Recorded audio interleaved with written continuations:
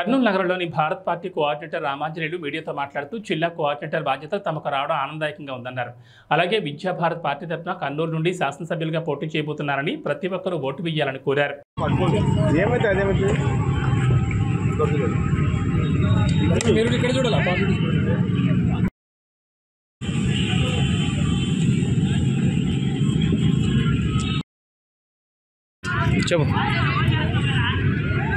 జై భారత్ పార్టీ తరఫున కర్నూలు జిల్లా కోఆర్డినేటర్గా నాకు ఈరోజు బాధ్యతలు అప్పచెప్పినారు సార్ గారు, జేడి లక్ష్మీనారాయణ సార్ గారు.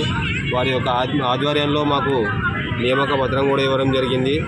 అదేవిధంగా కర్నూలు జిల్లా ప్రతి పేద కుటుంబం నుంచి బడుగు బలహీన వర్గాల ప్రతి ఓటరు కానివ్వండి, స్థానికులు కానివ్వండి, అలాగే ఇంకా ప్రతి బీద కుటుంబం నుంచి కూడా మాకు సహాయ సహకారాలు అందించాలని చెప్పేసి కోరుతున్నాము. అదేవిధంగా మీ యొక్క సహాయంతో మీ యొక్క సపోర్ట్ నాకు ఉందంటే నెక్స్ట్ రాబోయే రోజుల్లో జయ భారత్ పార్టీ తరఫున ఎమ్మెల్యేగా నామినేషన్ వేసి కానీ ఒకవేళ మీ అందరూ నాకు ప్రతి ఒక్కరు కూడా సపోర్ట్ చేస్తారని చెప్పేసి కోరుతున్నాను.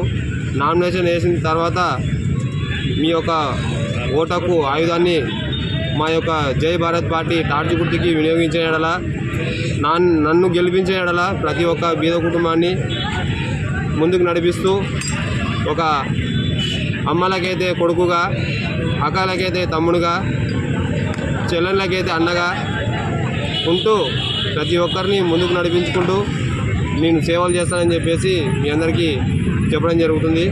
అదేవిధంగా కర్నూలులో చాలా అవినీతి పరంగా ఉన్నటువంటి రాజకీయాలు ఉన్నాయి. ప్రతి ఒక్కరు కూడా గమనించి దాన్ని ఈ యొక్క ఓటకుని సద్వినియోగం చేసుకొని మాలాంటి జై భారత్ పార్టీ అవినీతి రహితంగా ఉన్నటువంటి మీకోసమే, జనాల కోసమే పెట్టినటువంటి పార్టీ, జనాల నుంచి పుట్టినటువంటి పార్టీ కాబట్టి ప్రజలారా దయచేసి మీరు మీ ఓటకుని ఎం రామాంజనేయులు నాకు వినియోగిస్తారని చెప్పేసి కోరుతున్నాను. అదేవిధంగా ప్రతి ఒక్కరు కూడా ఈరోజు జరుగుతున్నటువంటి పరిస్థితులు మీకు తెలుసు.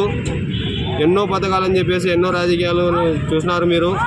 కాబట్టి ఈ ఒక్కసారికి మాకు ఛాన్సెస్ ఇవ్వగలరని మీ అందరినీ కోరుతున్నాను.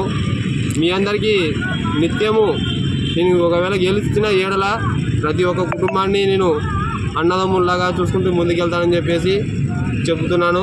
అదేవిధంగా నా యొక్క సొంత మేనిఫెస్టో నేను ఎమ్మెల్యేగా గెలిచిన మరుసటి రోజే కేజీ నుంచి పీజీ వరకు బాలికలకు ఇతర దేశాలకు, ఇతర రాష్ట్రాలకు పోకుండా ఇక్కడే నిర్మించేటువంటి ఒక కాలేజీని, హాస్టల్ కానివ్వండి, మీరు ఎక్కడ చెప్తే అక్కడ నిర్మించి ఇవ్వగలిగేంత శక్తిని నేను ఏర్పాటు చేస్తానని చెప్పి చెప్తున్నాను.